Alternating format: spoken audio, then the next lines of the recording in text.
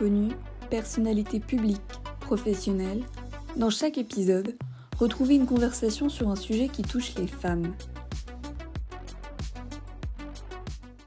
C'est dans les années 20 que le terme phallocentrisme fait son apparition. Notion psychanalytique, ce terme désigne la centration du phallus dans la masculinité. Selon Freud, c'est la libido masculine qui l'emporte. Le phallus fonctionne comme le marqueur biologique de la dualité des sexes. Et affirmerait, avec sa présence ou son absence, qu'il y a de grandes répercussions sur le développement psychique de l'enfant. Dans le mouvement féministe, le terme de phallocentrisme devient péjoratif, donnant lieu à une domination des hommes face aux femmes. Au-delà des attributs de la sexualité, cette tendance psychanalytique met en avant toutes les pensées qui sont axées sur le masculin. Elder a fait le choix de parler de ce sujet.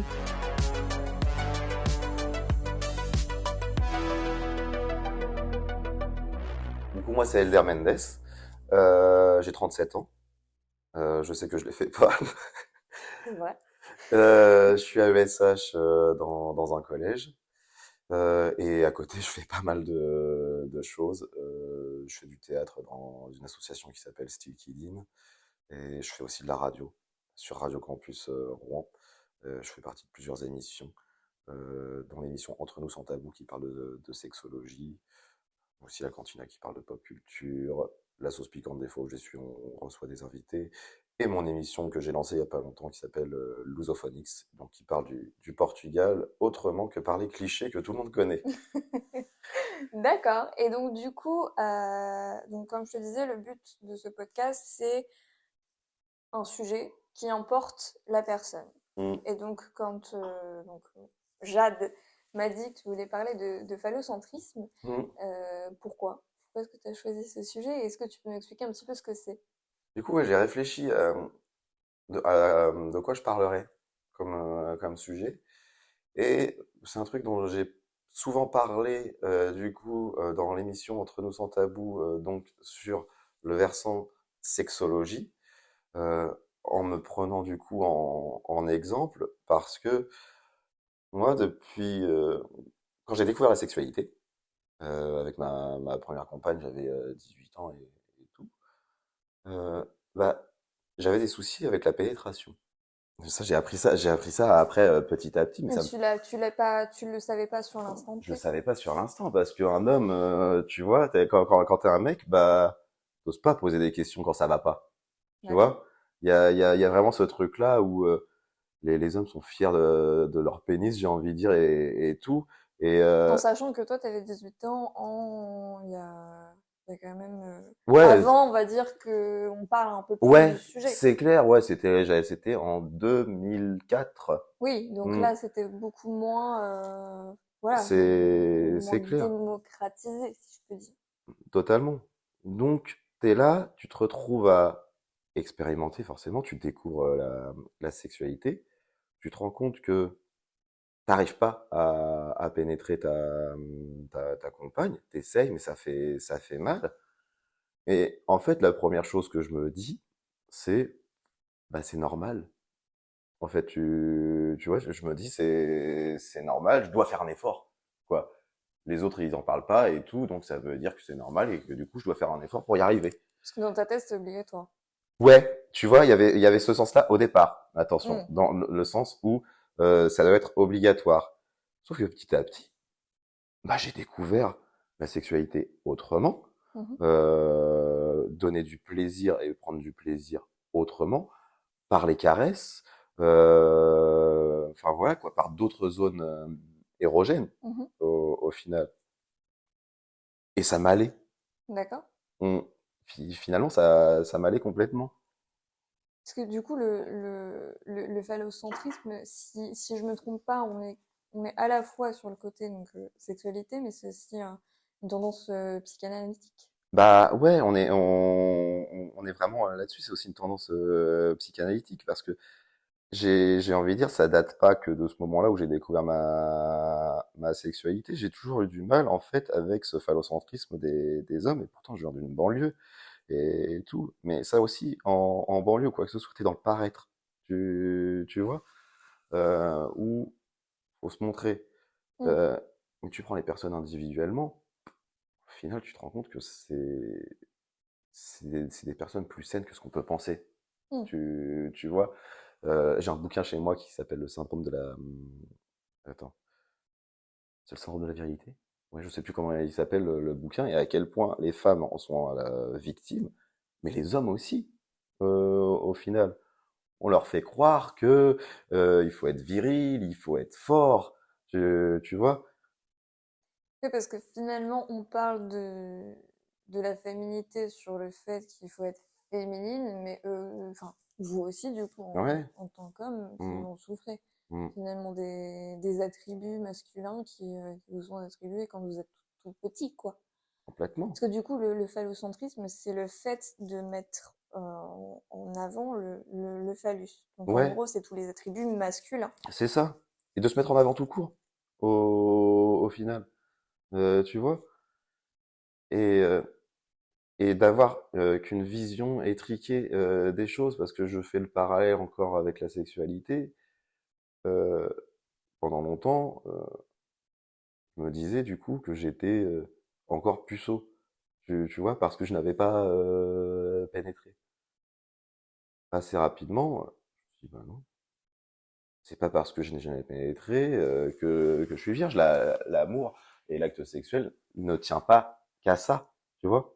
Mais du coup, enfin, dans ta tête, pourquoi tu te disais ça? Parce qu'on te l'avait dit? Parce que tes potes te le disaient? Bah, Parce ouais, tu que... vois? Ouais, c'est vrai que là, tu poses bien la question. C'est vrai qu'à l'époque, j'ai vu une psychologue où je me suis senti toujours à part, de mon entourage, alors que j'étais dans un univers quand même masculin dans ma bande de potes et je m'éclatais et tout, il y a pas de souci. C'est juste que les moments où ça pouvait parler, des femmes ou quoi que ce soit, j'étais pas à l'aise. Tu vois? J'étais en train de me dire: «Mais non, mais on peut pas parler des femmes comme ça, faut les respecter», et dans le sens où il y avait, cette vision hiérarchique, tu vois? Et je sentais pas ça. Je me suis posé la question: «Pourquoi?» Je pense pas de la même façon. Parce que Heu, eux, qu'est-ce qu'ils disaient? Qu'est-ce qu'il pouvait dire? Mais les trucs, que tu entends, des clichés, tu vois? Des clichés qui peuvent être, bêtes, mais même au niveau sexuel ou quoi que ce soit, qui se ramènent après au niveau de la vie de tous les jours, c'est, heu, tout ce qui est de l'homme actif et de la femme passive. Tu vois? Donc pour eux, c'était normal. Ouais. Mais Pour eux, pour toi, c'était... ça l'était pas. Non. Pour moi, ça l'était pas. Et parce qu'au final, euh, dans ma famille, mon père, il est un peu soumis. Au final, tu vois. Et je dis pas du tout que c'est quelque chose de bien. C'est-à-dire soumis. Bah, en fait, il parlait très peu. Mhm. Euh, il parlait vraiment très peu. C'était ma mère qui devait prendre toutes les décisions parce que justement, il osait prendre aucune décision. Encore aujourd'hui, il y a un peu de ça. Et justement, ma première relation que j'ai eue s'est très mal passée, même si elle a duré 12 ans, parce que j'étais en train de refaire le même schéma. Tu vois, le même schéma de soumission. Et au final, c'était pas une soumission à ma compagne. J'étais en train de refaire le même truc et c'était une soumission à moi-même. Comme que toi, tu avais dans ton cercle familial. Ouais, exactement. D'accord. Après, mon grand-père était pareil et tout. Je me suis dit, il va falloir que je casse ça. Je Et brise. quand j'ai fait ma psychothérapie, ma psychologue m'a fait peur. Parce que j'étais en train de me dire, mais je veux pas ça, parce que elle a fini par me faire lire un bouquin qui s'appelle Le syndrome euh, de, de l'homme gentleman, un truc comme ça, je sais plus c'est quoi. Trop gentil pour être heureux. Et donc, elle était là en train de me dire, les termes, ils m'ont pas plu, mais après, elle m'a rassuré. Parce qu'elle me disait que j'avais des valeurs féminines depuis Mhm. toujours, mais qu'il fallait que j'arrive à mettre en avant mon côté masculin. J'ai pas aimé les termes, tu vois. Le fait Mhm. de dire, mais j'ai pas envie. Et moi, j'avais clairement peur. Je me disais, mais je veux pas être un connard. Oui, bah après, c'est ça le problème. Le problème que je peux avoir aussi, c'est que je peux avoir un côté très misandre, des fois, qu'il faut que je soigne aussi, quand même. Elle m'a rassuré en disant, mais non, mais c'est les termes qui vous font peur, mais On a tous du masculin et du féminin. Il faudrait juste changer le terme, les termes au final. Mais c'est une manière de dire que j'étais là, je me la fermais tout le temps. Alors que j'avais mes valeurs au fond. Et c'était juste de pouvoir m'affirmer. Et du coup, pour elle, se taire et ne rien dire, c'est des valeurs féminines. J'ai du mal avec le fait que l'on mette des termes féminins et masculins parce que ça cloisonne encore. Tu vois, on va dire que genrer des manières d'être, quoi. C'est ça. Ça serait genrer des manières d'être. Ce qui fait que je me sens pas à ma place parce que je me dis mais purée, tout ce que je fais de mon parcours, de comment je ressens, de ma sensibilité et tout, bah tout est genré vers le féminin. Tu vois, le boulot que je fais à ESH, accompagner des élèves en situation de handicap, c'est un métier où c'est essentiellement des femmes. Classifier finalement des choses qui ne devraient pas être classifiées parce qu'il n'y a pas raison d'être. Complètement. C'est ça. Et c'est pour ça que j'ai envie de guérir quand même de cette misandrie que je peux avoir en moi, parce que c'est difficile pour moi de trouver des hommes qui pensent de cette manière. La plupart de mes amis sont toutes des femmes. Parce que du coup, quand tu as vu ces psychologues, c'était il y a longtemps. Ouais. C'était donc il y a longtemps. Et est-ce que tu penses qu'aujourd'hui, ça évolue ou pas du tout? Parce que tu me dis que tu as plein d'amis femmes et qu'il y a toujours des hommes qui sont pareils, comme avant. Bah oui, malheureusement, c'est ce que je ressens dans mon entourage des fois, c'est ce que je peux ressentir. Et en vrai, j'ai connu quand même des hommes qui étaient comme moi au final. Je me rappelle en déconnant avec une pote à la fois sur ma sexualité, sur ma façon de voir les choses et tout. Cette pote est bisexuelle. Et elle me dit, mec, en fait, quand je t'entends parler, t'es lesbienne, quoi. Du coup, ça m'a fait rire. Je suis purée, t'as raison. Et du coup, j'étais faire mes recherches et je me dis, merde, ça existe. Le terme d'homme lesbien, j'avais vu que ça existait, ou c'est quelque chose, c'est des traits, des termes qu'on donne aux hommes qui ont une certaine sensibilité, une certaine analyse, je dirais, une certaine empathie. Tu vois? Mais du coup, ça renvoie toujours au féminin. Ouais, c'est ça. Je suis d'accord et j'aimerais bien qu'on casse ça, tu vois? Mais c'est difficile. C'est difficile de le casser parce que je me rends compte que dans ma manière de faire dans mes amitiés et tout, comme je te l'ai dit, je suis entouré que de femmes et je me sens vraiment à l'aise et en confiance. Comparé aux hommes qui ne pensent pas la même chose. Ouais. Je me sens pas à l'aise, j'arriverai jamais à me confier en homme. C'est pour ça que ma psy, c'était une femme d'ailleurs. Jamais je me verrais me confier à un homme psychologue. Comment est-ce qu'on devrait faire pour justement casser ça? Casser les pensées masculines? Bah ouais, je pense que pour pouvoir casser ça, il faudrait aller au-delà de ce phallocentrisme, au final. Parce que comme je te le disais, un homme, mais il y a des femmes aussi qui vont penser, là je repars du côté sexuel, mais qui vont penser que la sexualité, c'est que la pénétration. À partir du moment où un homme et même une femme pensent ça, bah t'as le versant social qui restera là-dedans, qui restera phallocentré. Tu vois? Parce que finalement, ça se diffuse et tout le monde pense la même chose. C'est exactement ça. Donc comment on devrait faire? Bah réapprendre la sexualité aux plus jeunes, quoi. Tu vois? Là, je suis à ESH dans un collège. Là, il y a les quatrièmes qui sont en train de faire des cours sur l'appareil reproducteur. Ils sont passés de l'appareil reproducteur masculin à l'appareil reproducteur féminin. Après, c'est intéressant ce que faisait la prof, parce qu'elle a fait une sorte de brainstorming. Qu'est-ce que vous savez par rapport à l'appareil féminin? Et donc, ils ont dit pas mal de trucs. Hein. C'était une carte mentale. Et là, je commence à dire, bah, il manque quelque chose, là. Il est où le clitoris? Le cours est pas fini, donc j'espère qu'elle va quand même en parler. Et il y a un autre professeur qui est génial, il a un clitoris en 3D. C'est excellent. Je trouve ça génial. J'étais à la limite de dire à mon gamin que j'accompagne, tu devrais voir le clitoris de monsieur Intel. Mais et en plus, cette professeure, c'était une femme. C'est une femme plutôt. Oui, mais après, elle débute, donc ça se comprend qu'il faut suivre les programmes, mais le programme n'est pas terminé, donc je Oui. pense qu'elle va en parler. Mm. J'espère. Oui.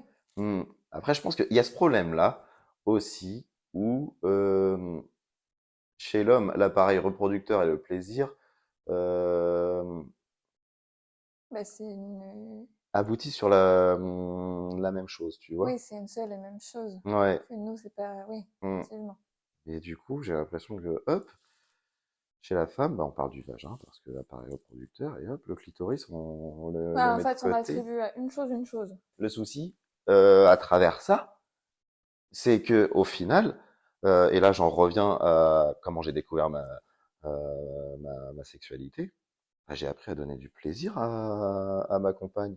Et j'ai envie de remercier le destin, au final, de m'avoir donné ce souci-là de pénétration, de ne pas arriver à pénétrer, parce que j'ai appris à donner du plaisir. Et souvent, je me demande si j'avais pas eu ce problème-là, mais si ça se trouve, je serais même pas du tout la même personne.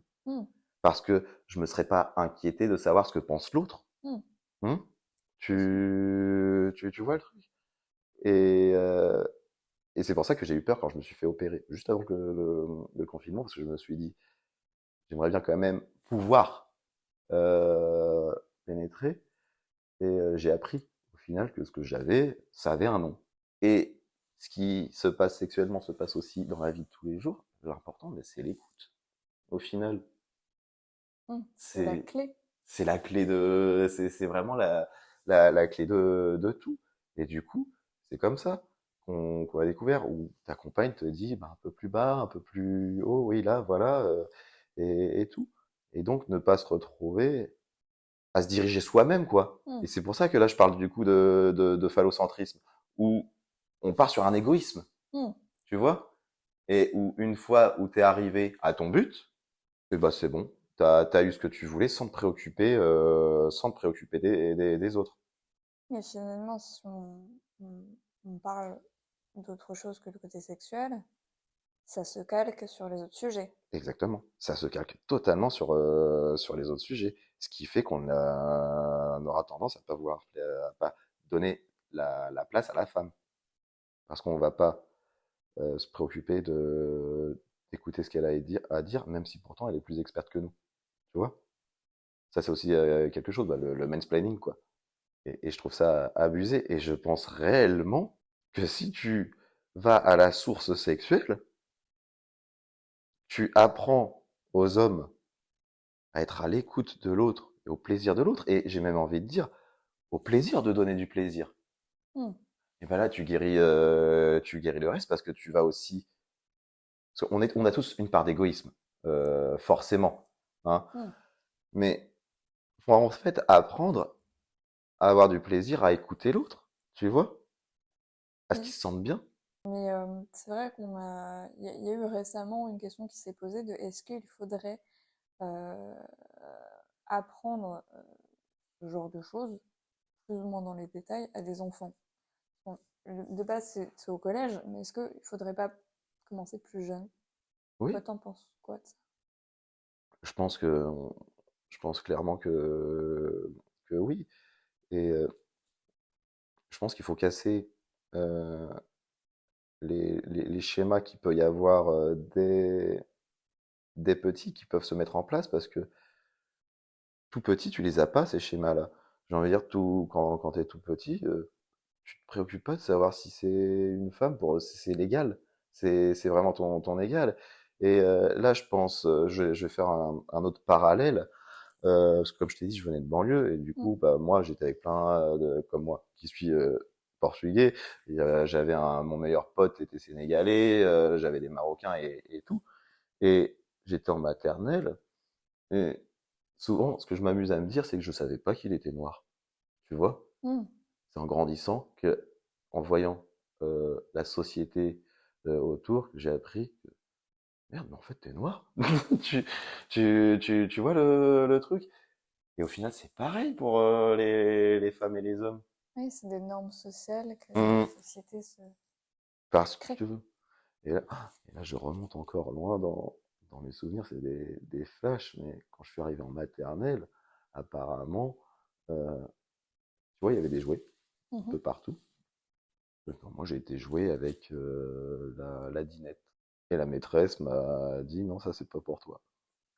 Alors que j'étais bien, moi. Et puis en plus, tu t'es dirigé vers cette dinette naturellement, Ouais, complètement. tout seul. Mm, complètement. Et donc, elle te l'a enlevé. Mm. Et ouais, ouais, elle me l'a enlevé. Et c'est vrai qu'avec le recul, tu te dis, mais c'est abusé. Donc finalement, la clé, c'est peut-être pas de laisser les enfants faire. Je pense, ouais. Au final, c'est ça, ouais. C'est de laisser les enfants faire. Euh, je pense qu'on devrait faire rentrer euh, de la philosophie dès la maternelle, tu vois? Et je pense qu'on aurait beaucoup à apprendre des enfants au final, parce que ils sont pas encore formatés. Mhm. À la société. Exactement. Ils sont pas encore formatés à la société. Finalement, ils sont neutres Hmm, et ils se créent eux-mêmes. complètement. Mhm. Donc du coup, je rebondis parce que tu as parlé d'opération. Oui. Qu'est-ce que... Alors, du coup, j'ai fini par apprendre le problème que j'avais, par hasard, en voyant la vidéo d'un youtubeur, qui d'habitude ne parle pas de ça, hein. Il parle généralement de jeux vidéo ou de C'est conneries. qui? Attends, c'est qui quoi? Ah, Antox Boy. Et juste et un coup, apparemment, c'était d'abord sur Twitch qui parlait de ça vite fait. Après, il s'est rendu compte qu'il y avait plein de monde qui était intéressé. Il dit, bon, je vais parler de ce que j'ai eu. Donc, il a eu le même problème, et avec le même parcours, où il se disait, il comprenait pas, il se disait que c'était normal et tout. Et il finit par apprendre que ce qu'il avait, ça avait un nom, et que ça s'appelle un phimosis. D'accord. Et qu'est-ce que c'est? Et donc, le phimosis, c'est quand tu as ton prépuce Mhm. qui comprime ton gland au final. Ce qui Ouais. fait que quand tu décalotes, c'est douloureux. Et moi, du coup, j'avais ça quand gamin et tout. Je décalotais pas parce que ça me faisait beaucoup trop mal. Et là encore, gamin, je me disais que c'était normal, tu vois, parce qu'on parle pas de ça. Déjà, des gamins, t'oses pas parler de ta douleur au pénis parce que t'es un homme, tu dois pas avoir mal, tu vois, Mhm. Tu ne dois pas avoir d'émotion. tu dois pas avoir d'émotion. Donc, Tu prends sur toi. voilà, donc tu prends sur toi, c'est normal. Donc imagine le jour où ma mère quand même s'inquiétait de ça. On va voir le médecin de famille, je m'en rappellerai toujours, hein. Et le médecin, pour vérifier, du coup, il a vérifié, il n'a pas été de main morte, hein. Boum, il a décaloté, et Et moi mal. j'ai eu mal, Ouais. mais je n'ai rien dit. J'ai souffert en silence. J'ai fait une tête, j'étais là, personne l'a vu, hein, la tête que j'ai fait, mais j'ai fait, enfin là on le voit pas évidemment, mais Mhm. j'ai vraiment souffert en silence parce que je me disais, encore une fois, c'est normal. C'est normal. Tous les garçons, ils doivent vivre ça. Et donc le médecin, il a vu que t'as... Bah, je lui ai pas dit que moi j'avais mal. Et Oui, du mais coup, il a tu as dit quand non. même fait une sale tête. Hein? J'ai fait une sale tête, mais je me suis caché pour faire ma sale D'accord. tête. Tu vois? J'ai fait vraiment comme ça, j'ai tourné la tête comme ça. Tu sais, comme quand tu vas faire une prise de sang et que t'as Et pas puis... envie de Ouais. voir. Bah, j'ai fait ça comme ça, j'ai tourné la tête. Mhm.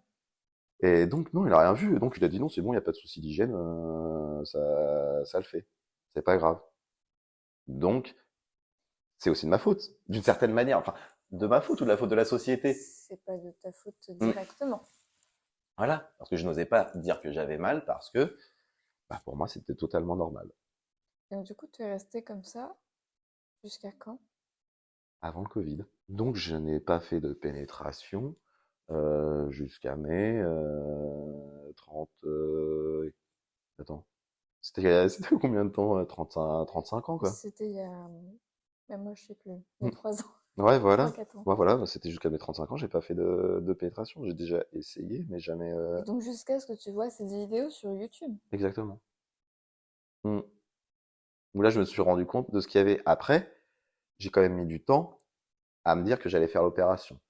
Et là, la raison, elle est encore. Et donc il existe une opération pour... Bah, c'est simple. En fait, l'opération, bah, je me suis fait circoncire. D'accord. Mm. D'ailleurs, à savoir que je me suis fait circoncire. Du coup, enfin, j'ai été voir une médecin qui après m'a emmené vers un urologue. D'ailleurs, est-ce que... parce que c'est vrai que c'est pas la même chose, mais la ligature des trompes, il y a toujours les médecins qui sont très réticents. Est-ce que toi, tu as eu Alors, des médecins réticents non, concernant... la médecine n'était pas réticente, mais l'urologue, du coup, là,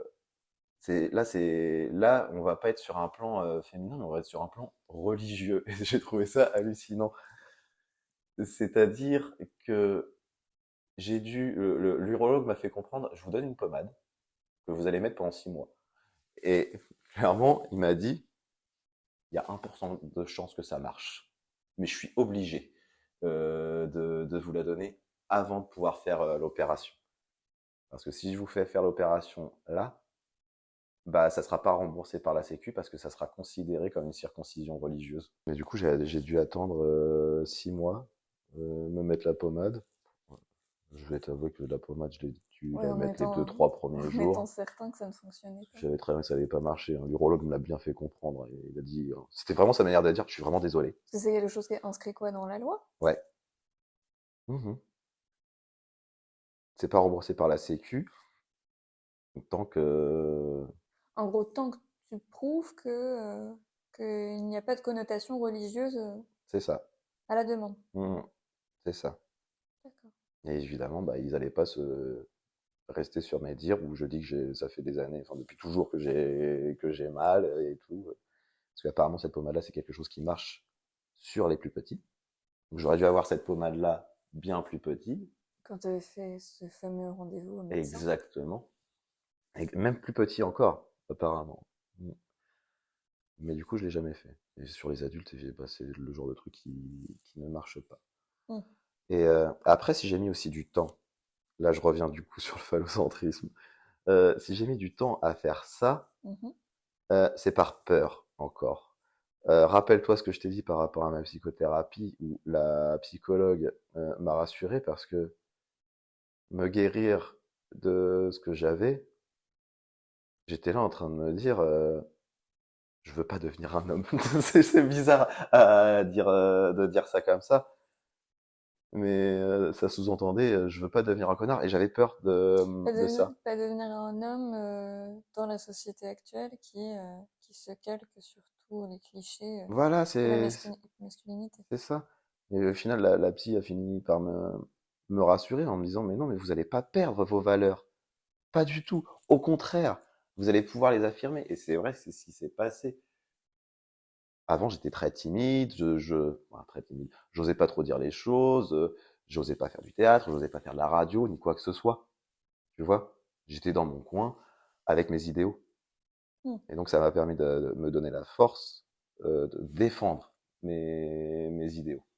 Mais donc, il y avait quand même cette peur, à travers les termes qu'on peut donner, de se dire, mais non, je veux pas être un mâle, entre guillemets, quoi. Je crois que c'est ça qui me faisait peur. Et au final, par rapport à l'opération, j'avais cette peur-là aussi de me dire, mais j'ai peur d'arriver à pénétrer.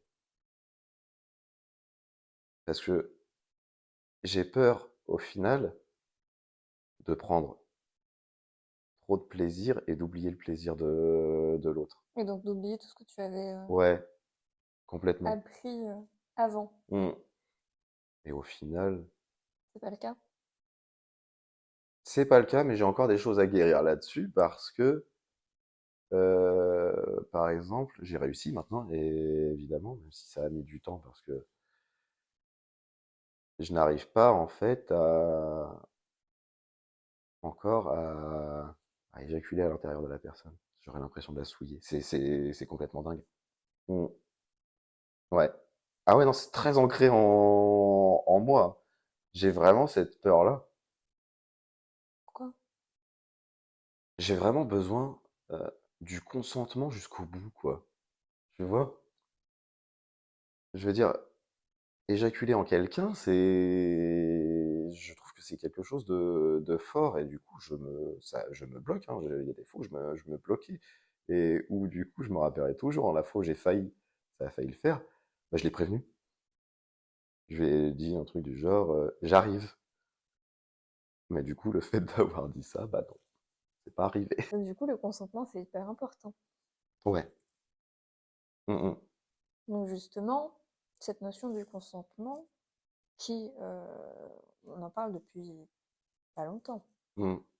C'est vrai. Encore une fois, est-ce que tu penses que, enfin, toi qui travailles auprès des enfants, il faudrait leur dire d'emblée, quoi? Oui. Mais complètement. Complètement. Parce Il que, faudrait leur dire d'emblée qu'il faut le consentement de l'autre et qu'il faut que tu consentisses vraiment et que tu fasses pas ça. On en parlait dans une dernière émission d'Entre nous sans tabou, par complaisance. hmm, Parce qu'il y a beaucoup de femmes qui font l'amour avec leur mari.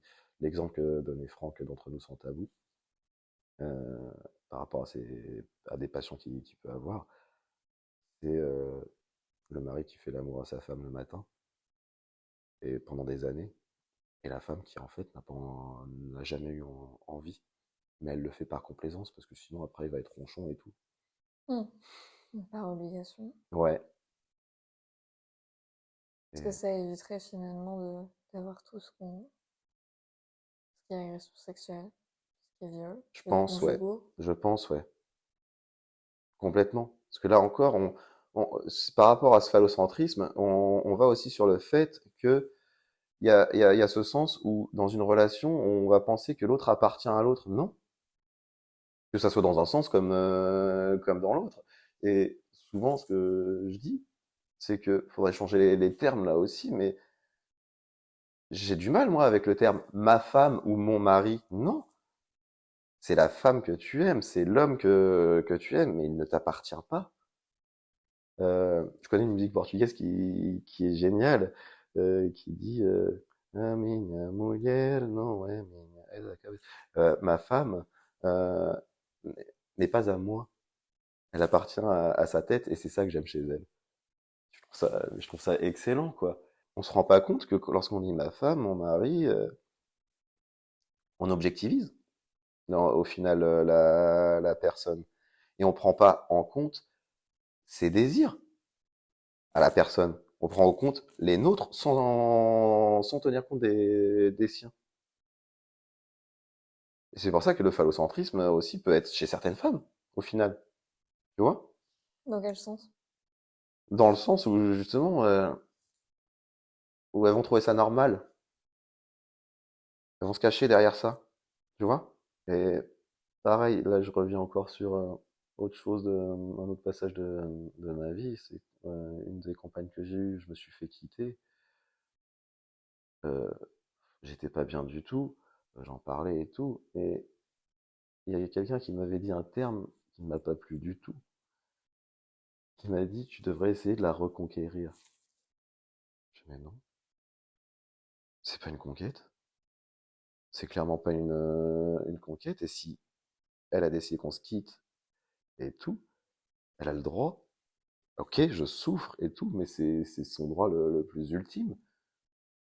Évidemment, après, tu peux discuter de qu'est-ce qui n'allait pas, d'essayer de voir s'il y a moyen de faire ci ou quoi que ce soit, mais si la personne, elle l'a décidé, Hmm. bah, tu souffres, évidemment, tu as le droit de souffrir et de dire aussi à l'autre personne que tu souffres, mais d'accepter son choix et de ne pas l'obliger à revenir.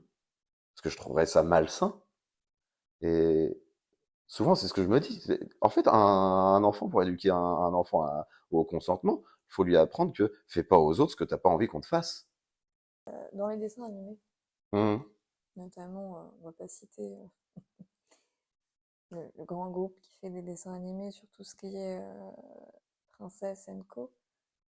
Est-ce que tu penses pas qu'il faudrait aussi changer ça pour que ça ait un impact? Ah, mais complètement. Mmh. Enfin, ça commence un tout petit peu, très légèrement, mais du coup, ce qu'ils voient à la télé ou sur leurs ordinateurs maintenant, ça a un impact sur leur éducation. Mais oui. Ah mais oui, ça a un total un impact sur leur éducation. Et je trouve que, au-delà même, finalement, des relations hommes-femmes, je trouve qu'il y a certains dessins animés aujourd'hui qui ont un impact sur l'égoïsme tout court. Tu vois? T'as un exemple? Ouais. Je crois que c'était sur Netflix, je me suis dit, tiens, il y a l'âne trop trop. J'ai regardé ça, et je me suis dit, mais c'est horrible. C'est un gamin capricieux, c'est l'enfant roi, quoi. Tu vois? Qui veut absolument, faut absolument que ses parents lui cèdent tout. Ah, je te jure, j'étais énervé. J'étais en train d'insulter l'âne trop trop devant la télé. Mais quel connard! Et le souci, tu vois, il est là, au final. Et là encore, on est sur du phallocentrisme. Tu vois, le phallocentrisme, c'est penser qu'à soi. Euh, et malheureusement, dans la société aujourd'hui, on, on est vers cet individualisme. J'ai rien contre l'individualité, elle est importante, l'individualité, clairement. Mais si elle est centrée trop sur soi, ben on laisse pas de place aux autres. Et en fait, il y a que des bulles entre elles qui ne se comprennent plus. Tu vois? Tu sens ça, hein, à l'école, malgré les petites réformes qui essayent de faire en sorte que les notations changent ou quoi que ce soit, mais il y a toujours la compétition.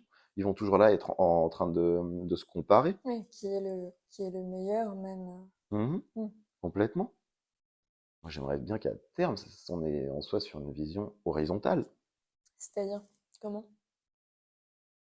Bah, où c'est le groupe, au final, qui se sent responsable du groupe,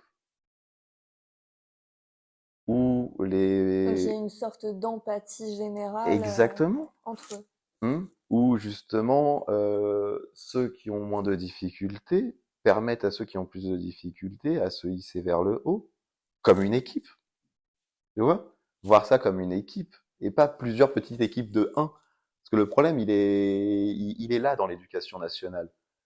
C'est le fait que chaque gamin, c'est une équipe de foot. Tu vois? Je vais comparer ça au foot. En gros, une classe, c'est un championnat de foot où chaque élève est une équipe de foot avec un classement à la fin. Là où au final, ça devrait être toute la classe qui est l'équipe de foot pour faire porter toute la classe. Parce que du coup, tu le vois au quotidien. Est-ce que tu vois des enfants qui, est-ce que tu vois des enfants qui auraient peut-être des, des idéaux différents des autres? En vrai, ça évolue quand même. Il y a certains enfants justement qui évoluent à ce niveau-là, qui ont une certaine forme d'empathie. Hmm. Mais tant que le système fait que tu te retrouves dans des classes surchargées, le prof, il pourra rien faire, malheureusement. Le truc, il est là. Les gamins, ils vont tout faire pour montrer qu'ils existent. Hmm. Ça aussi, c'est une cause à effet de l'harcèlement scolaire et compagnie. Complètement. Hmm. Complètement. Quelqu'un qui harcèle, au final, c'est quelqu'un qui demande qu'à exister d'une mauvaise manière, tu vois. Donc de la domination, on revient toujours au même. Complètement. Complètement. Et faut essayer du coup de lui montrer qu'il y a d'autres façons de faire pour exister, valoriser ce qu'il peut faire de bien, sans forcément survaloriser. Après, c'est un autre Hmm. risque, mais l'empathie, ça s'apprend. Il y en a qui ont tendance à penser que c'est quelque chose d'inné, non. L'empathie, clairement, ça s'apprend. C'est aussi dès là qu'on enseigne au final l'empathie. Mais ouais, non, c'est pas dans des classes surchargées où même les professeurs ne s'y retrouvent plus. Et au final, les élèves qui sont oubliés, quand ils pensent, bah, c'est ceux qui sont au milieu. T'es Hmm. premier de la classe et tout, t'es le chouchou, quoi que ce soit, bah, t'es valorisé. T'es le dernier de la classe ou quoi que ce soit, t'es valorisé d'une autre manière. Quand tu étais premier de la classe, tu étais plus harcelé par ceux qui ne l'étaient pas. t'étais pas forcément mis en avant. Après, moi, ouais, je vois ce que tu veux dire. C'est marrant, Sur le côté professeur, oui, Mm. effectivement. Ouais. Mais C'est pour ça que je t'as pas déteste eu. quand il y a des gamins qui disent, ouais, lui, c'est un intello. C'est quoi le problème? C'est quoi le problème à être intelligent? Toi aussi, t'es intelligent. Tout le monde est intelligent. Voilà, à chaque fois, c'est exactement ce que je leur dis. Mais au final, il y a une exclusion qui se fait et qui fait qu'on va voir d'un mauvais œil l'autre parce on va se dire qu'il va nous dominer. Euh, et j'ai vécu aussi ça. Je sais ce que c'est que d'être dernier de la classe. Je sais ce que c'est que d'être premier de la classe. Euh, et tu vois, tu vois certains premiers de la classe du coup avec une certaine euh, une certaine idée où tu te dis mais lui il me regarde de haut. Il y en a qui le font d'ailleurs, mais qui ajoutent et qui réagissent aussi en défense, tu vois, de ça. Et Il y a une forme de jalousie aussi. Non? moi personnellement là on revient encore sur mon fonctionnement, j'ai jamais connu la jalousie. Non, mais des autres. Mais après ouais, Non? je pense qu'il y a la jalousie des autres et l'envie, et ça aussi c'est quelque chose qu'il faudrait faire évoluer. Et là, après, je parle en tant que personne qui a du mal à être jaloux. Et j'ai mal vécu ma première relation à cause de ça, parce que j'étais victime de l'hyperpossessivité de ma compagne. Et au final, moi, tout ce que je veux, c'est que l'autre soit heureux. Et de voir l'autre réussir, mais je suis carrément heureux de ça. J'éprouve pas de l'envie, j'éprouve pas de la jalousie. Et je pense que là encore, c'est quelque chose qu'il faudrait apprendre aux plus jeunes. Tu Hmm. vois? Histoire de faire en sorte que on soit tous sur un pied d'égalité à ce niveau-là.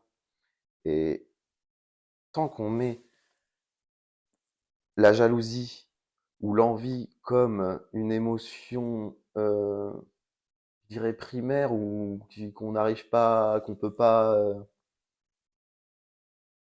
comment dire, comme si c'était quelque chose d'inné. Tant qu'on voit ça comme quelque chose d'inné, on n'arrivera pas à aller au-delà. Moi, j'ai vécu pareil aussi dans cette incompréhension-là de la jalousie, de mon ex, de ma première compagne. J'étais dans cette incompréhension-là où je me disais encore que j'étais pas normal, que je n'étais pas normal de ne pas être jaloux parce qu'elle était jalouse et elle-même me disait tu m'aimes pas au final parce que Parce que t'es c'est pas pas jaloux. jaloux. Mais non, au contraire. Et c'est drôle, j'ai une licence de psycho et je me rappelle que j'avais eu un cours sur la jalousie et qui expliquait que généralement les personnes qui sont hyper possessives et hyper jalouses, bah, ce sont les personnes qui vont finir par tromper. Et c'est ce qui s'est passé au final parce que la personne projette ses propres peurs, ses propres envies en peur quoi, que l'autre fasse pareil parce qu'elle se dit si moi je ressens ça, Hmm. bah, l'autre aussi. Et du coup, bah, quand elle m'a appris qu'elle était tombée amoureuse de quelqu'un d'autre, mais qu'elle était aussi amoureuse de moi, bah, ça m'a libéré, ça m'a fait du bien. Ah ouais, chaque fois que je dis ça à certaines personnes, ils sont là quoi. Quoi? Ah ouais. Ça m'a fait complètement du bien qu'elle me dise ça parce que on revient sur l'aspect possessivité, phallocentrisme. J'étais en train de me dire, elle ne dépend pas de moi et je ne dépends pas d'elle. Hmm. Tu Donc, vois? tu n'avais pas possédé. Exactement. Donc, c'est pour ça que tu étais heureux de ça. Ouais, complètement. Et qu'elle me le dise et tout. Bon, après, par la suite, ça a été plus compliqué parce que on était rentré en relation polyamoureuse, mais ça allait plus dans son sens que dans le mien. Donc, elle continuait à être hyper jalouse et tout, donc forcément, c'était complexe parce que ça m'empêchait de prendre mon envol au final. Hmm. Même si d'une certaine manière, elle m'avait donné des ailes, mais qu'elle m'avait mis en laisse, et du coup, c'était. Donc, au bout d'un moment, Hmm. T'as coupé les ponts. j'ai coupé les ponts, j'ai coupé la laisse, et je lui en ai beaucoup voulu au premier abord, mais faut pas oublier euh, que maintenant, il a fallu un an avant qu'on enterre l'âge de guerre, mais je m'entends très bien, je m'entends bien avec elle. Et quand tu as des problématiques de couple comme ça, et là encore, on va encore sur du phallocentrisme où on est sur une vision verticale où il y a un coupable et une victime. Non, non. Pour moi, il y a 2 coupables et 2 victimes en même temps. Mm. Et la situation dans laquelle j'ai été dans ma première relation, j'en suis victime, d'accord, mais j'en suis aussi coupable. Tu vois? Encore une fois, c'est cette équipe, le fait d'être un tout, quoi. Exactement. Si j'ai fait que répéter le schéma de mes parents, de mes grands-parents, de mes arrière-grands-parents, ou quoi que ce soit, où l'homme ne dit rien, ne prend pas d'initiative ou quoi que ce soit, bah, c'était aussi de mon fait et du fait que, du coup, c'est moi qui l'ai poussé aussi à être comme ça. Mm. Tu vois? Et donc là encore, le problème, il est au niveau du dialogue. Importance du dialogue et de l'écoute. Qu'est-ce que tu dirais à un enfant Hmm. qui actuellement aurait peut-être les mêmes idéaux que toi, mais qui n'oserait pas, enfin, qui n'ose pas. D'oser, de pas avoir peur d'en parler, de pas avoir peur de se sentir seul, parce qu'il se rendra compte qu'il n'est pas seul, au final, et même s'il se sent seul et qu'il se rend toujours compte qu'il est seul, d'assumer, clairement, d'assumer qui il est, d'assumer ses idéaux. Merci beaucoup. De rien.